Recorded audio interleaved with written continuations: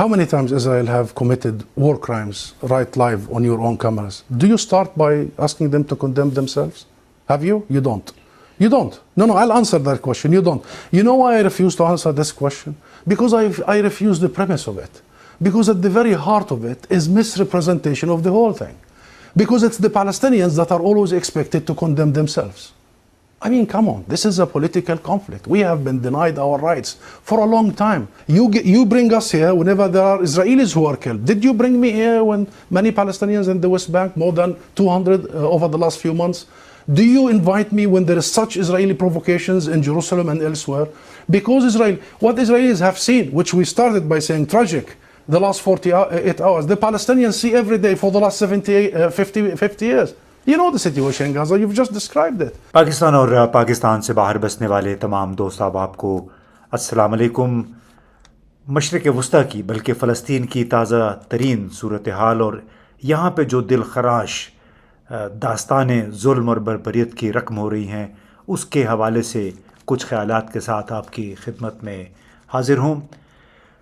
اس وقت جناب تقریباً 2 دن سے مسلسل فلسطینی علاقے اسرائیل کی زد میں ہیں.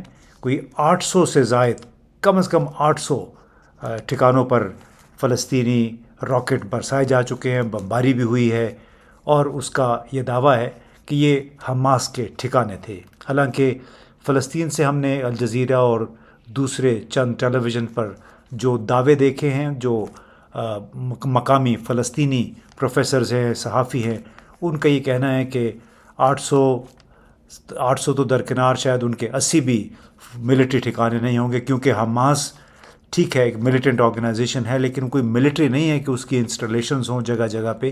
اتنے چھوٹے سے علاقے میں 800 ٹھکانے ان کے نہیں ہو سکتے ہیں. اور اس کے ساتھ ساتھ ان حملوں میں کم از کم کوئی 700 کے قریب شہادتیں بھی ہو چکی ہیں. شمالی وسطی غزہ، خان یونس، جبالیہ کیمپ، مغربی کنارہ جتنا ہے، وہاں پہ راکٹ اور بم برس رہے ہیں. اور اسرائیلی یہ دعویٰ کر رہے ہیں کہ ان کے کوئی 700 سے زائد شہری ہلاک ہوئے ہیں. اس کے ساتھ ہی اسرائیلی وزیر دفاع نے یہ بھی اعلان کر دیا ہے کہ ان تمام علاقوں کا، مغربی کنارے کا اور غزہ کا مکمل محاصرہ کیا جا رہا ہے، جس کو کہتے ہیں ناکہ بندی، بلاکیڈ. یہاں پہ پانی، بجلی، خوراک اور ایندھن کی سپلائی مکمل طور پہ کاٹ دی گئی ہے.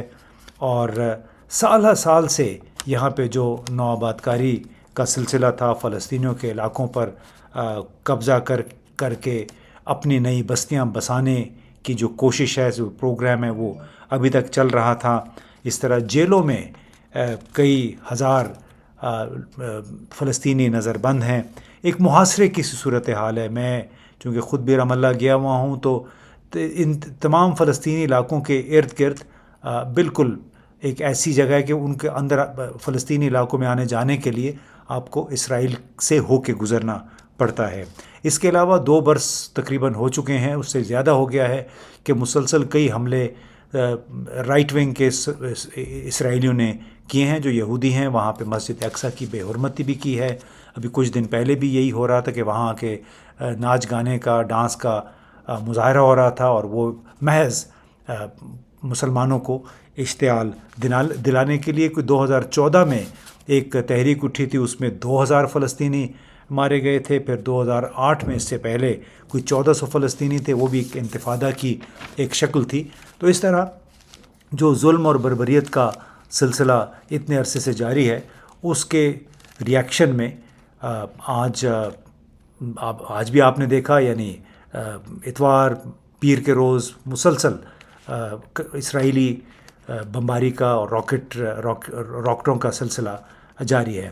آج ایک بہت ہی انتہائی مجھے دل پسیج گیا، میرا بہت ہی افسوس ہوا، رونے کو دل آ گیا. CNN پہ میں انٹرویو دیکھ رہا تھا فرید زکریا کا. وہ ایک فلسطینی اتھارٹی کے ایک سابق وزیر مصطفیٰ برغوثی کے ساتھ انٹرویو کر رہے تھے. ان سے سوال کیا کہ اگر یہ جو حماس نے جو حملے کیے ہیں اتنے بڑے پیمانے پہ، تو اس کا تو نتیجہ بالآخر یہ ہوگا کہ مزید سختیاں پیدا ہوں گی، بھوک، بے روزگاری فلسطینی نوجوانوں کی، اور اسرائیل کے جو سخت گیر حلقے ہیں وہ مزید سختی اختیار کریں گے فلسطینیوں کے حوالے سے، تو اس طرح ان کی مشکلات میں مزید اضافہ ہو جائے گا۔ تو اس کے جواب میں مصطفیٰ برغوثی نے کہا کہ آپ کیا بات کر رہے ہیں، 30 سال سے فلسطینی انہی حالات میں رہ رہے ہیں، مغربی کنارہ جس کو ویسٹ بینک کہتے ہیں، غزہ، شمالی وسطی غزہ، یا ان کو تو پہلے ہی کوئی 224 کچی آبادیوں میں اسرائیل نے تبدیل کر رکھا ہے، جس کو گیٹو کہتے ہیں۔ گیٹو آپ کو معلوم ہے کہ اپارتھائڈ یعنی جنوبی افریقہ میں جہاں پہ سیاہ فام آبادی رہتی تھی، جو کچی آبادی ہوتی تھی، اس کو گیٹو کہا جاتا تھا۔ تو ان کا مصطفیٰ برغوثی نے یہ کہا کہ فلسطینی علاقوں کو تو پہلے ہی کئی 100 گیٹوز میں تبدیل کر دیا گیا ہے، ایک اپارتھائڈ کا ایک نیا نظام وہاں پہ فلسطین کی نگرانی میں طے ہو چکا ہے۔ اور ان تمام گیٹوز کے ارد گرد، جیسے میں نے پہلے بھی کہا کہ چونکہ وہ مکمل طور پہ ایک لحاظ سے محاصرہ ہے، 560 چیک پوسٹیں ہیں اسرائیل کی ان تمام علاقوں کے ارد گرد، اور یہ وہ چیک پوسٹیں ہیں جو کہ تمام جدید تر سرویلنس آلات سے بالکل مسلح ہیں، یہاں سے ایک چڑیا بھی پر مار کے نہیں جا سکتے۔ اور اسی کانٹیکس میں لوگ یہ بھی پوچھ رہے ہیں کہ یہ حماس نے یہ حملہ کیسے کر دیا، یہ تو باقاعدہ پیراگلائڈنگ کرتے ہوئے وہاں آئے اور وہاں سے پھر یہ اسرائیلی فوجیوں کو بھی، جرنیل کو بھی یرغمال بنا کے لے گئے۔ ساتھ میں مصطفیٰ برغوثی نے یہ بھی یاد دلایا کہ 5300 فلسطینی اس وقت اسرائیل کی جیلوں میں ہیں، اس میں 1260 فلسطینی ایسے ہیں جنہیں ایڈمنسٹریٹو ڈیٹینشن آرڈر کے تحت نظر بند کیا گیا، یعنی یہ وہ لوگ ہیں جن کو معلوم ہی نہیں ہے کہ ان کا جرم کیا ہے، ان کے خلاف کوئی چارج شیٹ نہیں ہے، لیکن یہ جیلوں میں بند ہیں۔ اور انہوں نے کہا کہ عملاً تو ہم گزشتہ 30 برسوں سے ایک قبضے کی ایک تسلط میں رہ رہے ہیں، اسرائیل کے تسلط میں ایک مقبوضہ زندگی گزار رہے ہیں۔ میں نے، میرے والد نے، میرے بچوں نے اس تسلط میں زندگی گزاری ہے، اور ان تمام حالات نے ان کا یہ کہنا تھا کہ حماس کو جنم دیا۔ 30 سال پہلے حماس نہیں تھی، لیکن آج اگر حماس ہے تو اس کا ایک مکمل کانٹیکسٹ ہے، اور وہ یہ ہے کہ مسلسل فلسطینیوں کے حقوق سے انکار کیا جاتا رہا ہے، اور تعجب کی، افسوس کی بات یہ ہے کہ اس میں امریکہ اور اس کے بہت سارے یورپی اتحادی بھی شامل ہیں۔ اس سے مزید نفرتیں بڑھ رہی ہیں۔ We have lived all our lives under occupation. My father lived under occupation. My daughter is living under occupation. We want a time when we, the Palestinians, will be free. Hamas was not there 30 years ago or 40 years ago. But before that, PLO was described as terrorist. Any Palestinian who struggles for his right or for freedom is described as terrorist. And the question here, do we have the right to struggle for freedom? Do we have the right to struggle for real democracy? Do we have the right to have normal democratic elections, which unfortunately Israel and the United States don't support? I think we are entitled to that. If you support Palestinian and you are a foreigner, they describe you as anti-Semite. And if you are a Jewish person, and there are many of those, who supports Palestinian cause, they call him self-hating Jew. This should end. It doesn't make sense. We should all have equal life. We should all have peace. We should all have justice. And we should all live in dignity. The main way to achieve that is to end occupation, end the system of apartheid that I am sure no Jewish person can be proud of. Time has come for that, and time has come for justice and freedom. If we achieve that, there will be no violence and nobody will be hurt. مصطفیٰ برغوثی نے اپنے interview میں جو CNN کے ساتھ یہ بھی کہا کہ اس وقت کے وزیر اعظم نیتن یاہو تو گزشتہ 30 سال سے نفرتوں کے بیج بو رہے ہیں۔ انہوں نے تو اقوام متحدہ میں اپنی تقریر کے دوران اس امر کا اعادہ کیا کہ فلسطینی علاقوں پر قبضہ کر کے وہ بڑا اسرائیل بنائیں گے، گریٹر اسرائیل، بلکہ وہ تو کسی موقع پہ اس کا نقشہ بھی پیش کر چکے ہیں، اور یہ کہہ چکے ہیں کہ ہم عرب ملکوں کے ساتھ تعلقات کو بڑھا کر ہم فلسطینیوں کی بین الاقوامی امداد، ان کا تعاون بالکل ختم کر دیں گے۔ لیکن ان کے ناقدین کا یہ کہنا ہے کہ اصل میں داخلی سیاسی مسائل سے توجہ ہٹانے کے لیے نیتن یاہو نے اب سخت سے سخت تر رویہ اختیار کر لیا ہے. عرب ممالک میں جتنے بھی دانشور ہیں، صحافی ہیں، پروفیسر حضرات ہیں، ان کا یہ کہنا ہے کہ تعجب ہے کہ یوکرین پر حملہ آور یعنی روس کے خلاف امریکہ اور یورپ متحد ہو گئے ہیں اور یوکرین کی امداد کر رہے ہیں، جبکہ فلسطین پر حملہ آور گزشتہ 30 سال سے حملہ آور اسرائیل اور ان کے علاقوں پہ قبضے کیے ہوئے اسرائیل کی حمایت میں وہ اکٹھے ہو گئے ہیں. فلسطینیوں کی امداد کی بجائے اسرائیل کی حمایت کر رہے ہیں اور مکمل طور پہ فلسطینیوں کو نظر انداز کر دیا گیا ہے. اگر اسرائیل کو بقول امریکی اور یورپی رہنماؤں کے دفاع کا حق حاصل ہے تو فلسطینیوں کو یہ حق کیوں حاصل نہیں ہے؟ 17 سال سے ان کا یہ کہنا ہے کہ عملاً غزہ محاصرے میں ہے. حماس کو تو محض ایک دھڑا ہے، جبکہ پی ایل او اور الفتح جیسے دھڑے تو پہلے ہی اسرائیل کو تسلیم کر چکے تھے، لیکن ان کو عملاً ملا کیا؟ مکمل محاصرہ. 2014 سے فلسطینیوں سے ملاقات سے وہ مکمل طور پہ انکاری ہیں بنجامن نیتن یاہو اور ان کے ساتھی.